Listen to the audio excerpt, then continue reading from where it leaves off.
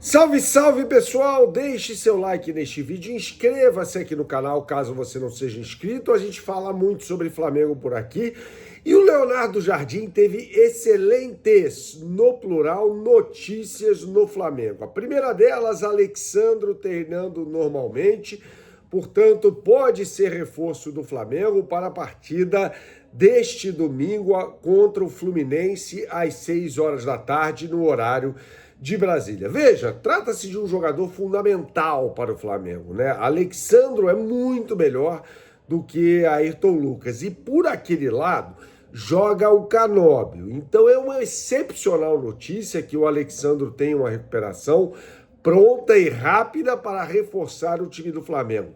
É um jogador que vai conviver, gente, com problemas físicos. Não tem muito jeito, não tem muito o que falar em relação ao Alexandro, a assiduidade dele no campo.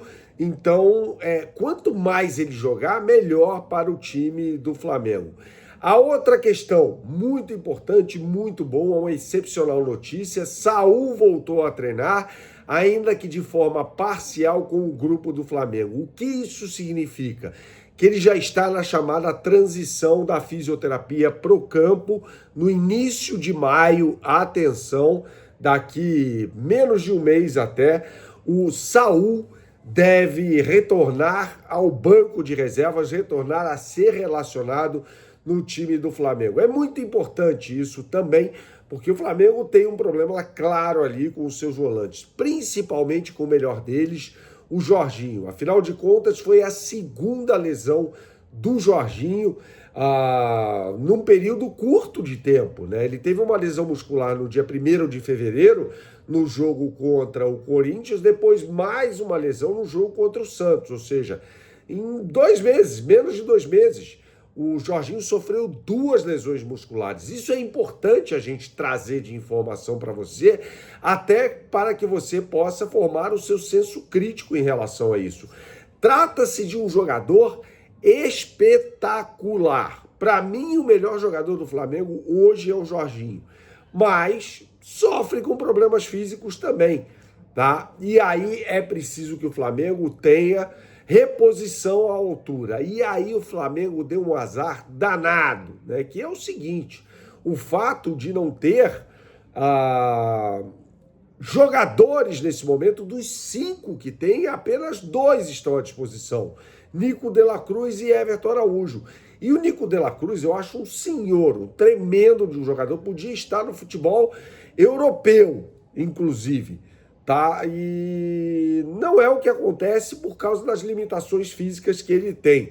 Veja, De la Cruz no time do River Plate jogava mais como um terceiro, homem do meio de campo, um pouco pelo lado esquerdo.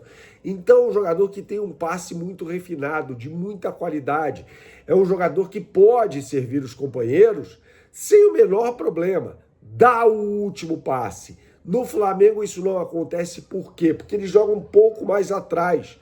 Então é um atleta que tem muita qualidade num drible curto, na marcação, no passe decisivo, mas faz menos isso porque ali é uma zona mais arriscada do campo. Para você entender, o volante, quando está na criação do jogo, ele tem uma margem de erro muito pequena. Por isso que eu acho que o Jorginho é tão bom jogador. Afinal de contas, o volante ali não pode dar um passe tão decisivo o tempo todo. Porque se ele perde a bola, ele pega os zagueiros adiantados.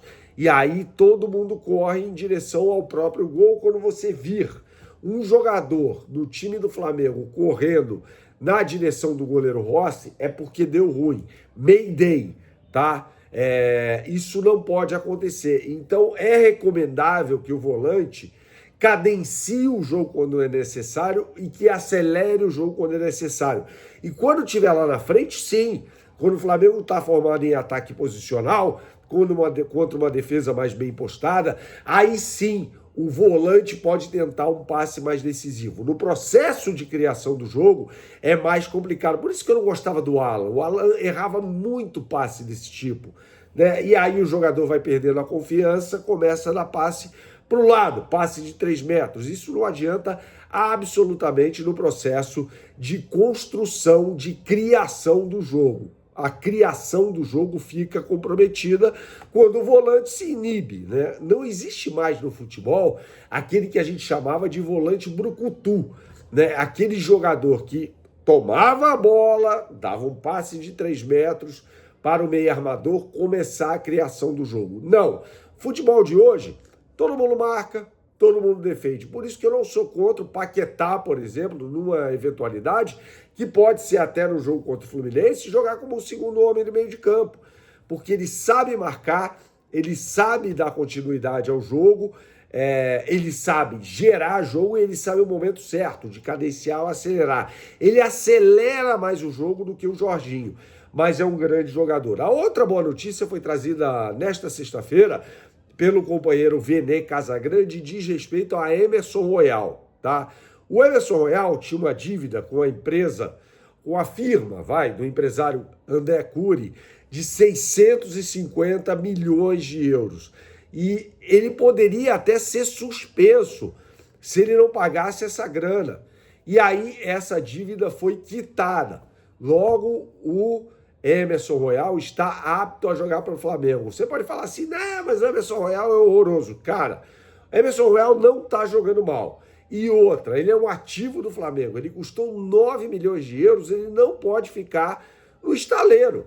Seria um desperdício de dinheiro, inclusive. Então é muito importante que o Emerson Royal esteja apto para jogar, até porque o Varela não vai aguentar jogar todas. Não vai dar certo isso.